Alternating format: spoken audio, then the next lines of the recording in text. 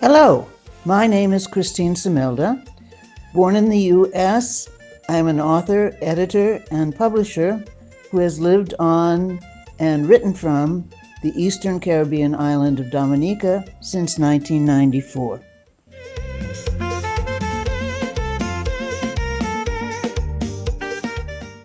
I have published 7 novels. In chronological order, they are A Face in the River, 2015, River of Fire, 2016, which is the sequel, Nobody Owns the Rainbow, 2018, Back to the River in 2019, Rise Up Sister in 2021, and Rainforest Redemption and Blessings on Blessings, aka Climbing Jacko Steps and Bring Blessings Home on Amazon in 2024. All are Caribbean themed, and 3 are geared toward young adults. Except for Rise Up Sister, which was launched by Touchpoint Press in the U.S., they were all published by my imprint, River Ridge Press, Dominica. But that's not the end of the story, you know. Waiting in the queue, I have a second memoir, a collection of Caribbean short stories, some of which have been published in regional and international journals, and a book about ridgeback dogs set around the world and throughout the ages.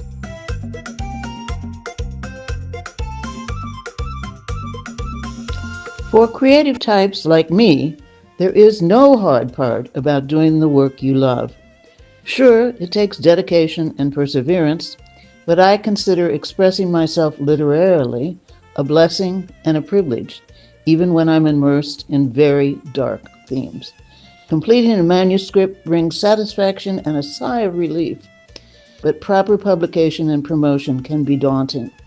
Okay, you've already shown us that you have true grit by typing "the end," but be prepared for rejection as you reach out to traditional publishers. Above all, don't get discouraged.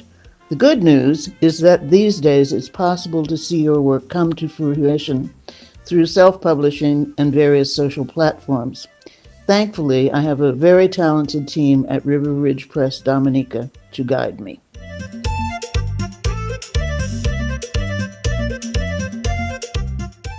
Dominica is my muse, and I'm fairly certain I'll never run out of things to write about while living in such a paradoxical place. When I first arrived on the island, I had a sweet little cafe on the West Coast. Crystal tells that bittersweet story in A Face in the River, a novel soon to be republished as a revised second edition memoir. For the past 25 years, I've lived off the grid in the mountains on the edge of the rainforest, where rivers, waterfalls, and the pandemonium of parrots shape my environmental reality. Of course, Hurricane Maria was an eye-opener, from the terrifying event to the back-breaking aftermath. It took years to return to so-called normal, and then COVID arrived to make sure we didn't get too cocky. So many lessons to learn here on the nature island, not true?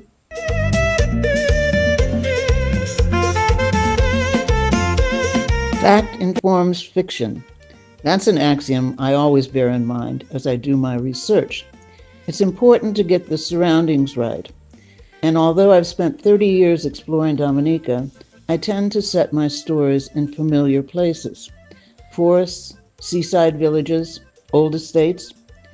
Naturally, I use dialect and patois when writing local dialogue.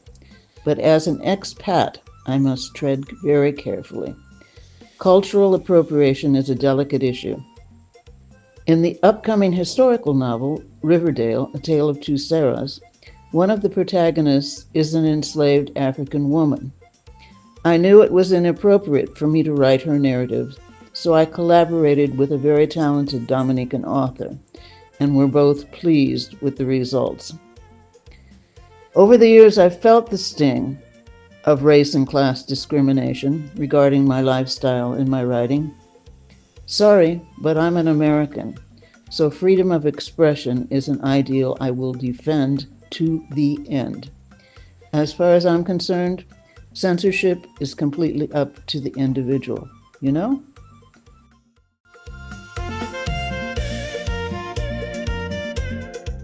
The reality of my situation is that I am a Stone Age woman. I live off the grid, so the challenges of writing and publishing in Dominica are manifest in unreliable internet and mobile phone services. It's really a pain. Fortunately, I have a fantastic team at River Bridge Press Dominica that helps me get the job done. The obvious advantage for a writer living on the edge of the rainforest is that it rains a lot. It's the perfect excuse to settle down at my desk with a cup of cacao tea or a glass of wine and get on with my work.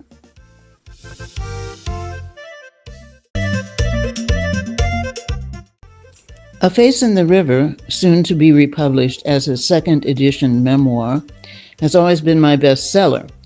Female readers seem to love conflict and drama, and the feisty protagonist, Crystal, stars in the subsequent River novels.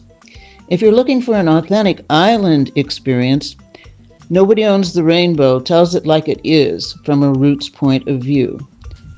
Book 1 and Book 2 of the Maxine Alexander Mystery Series, Rainforest Redemption and Blessings on Blessings, aka Climbing Jacko's Steps and Bringing Blessings Home on Amazon, are suitable for young adults and are based on true life kidnappings in Dominica.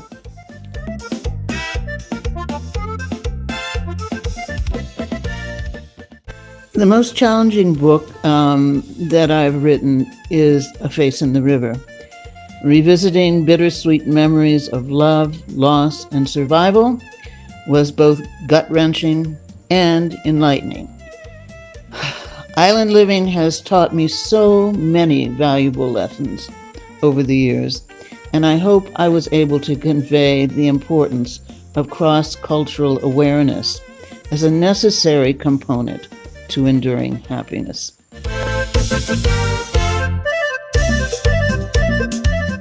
The greatest joy. Well, I love music, all kinds of music. I also love tough yet vulnerable women.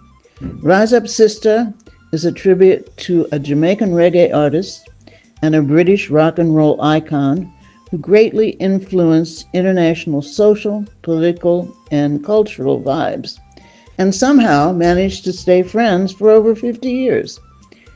It took 3 years to complete, but I enjoyed every minute of the research, negotiating the twists and turns of the storyline, and celebrating every triumph right along with Annabelle and Mercy May.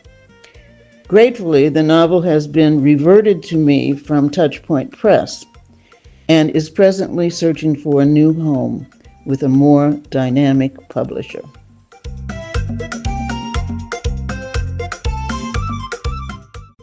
My hope is that the really real vibe that first attracted me to island living will remain intact despite the convenience of AI-generated content, which is boring to read, and even worse to behold on book covers, Call me old-fashioned, but I'm proud that all my cover art is created by local artists and that my publishing team is made up of Dominicans, not robots.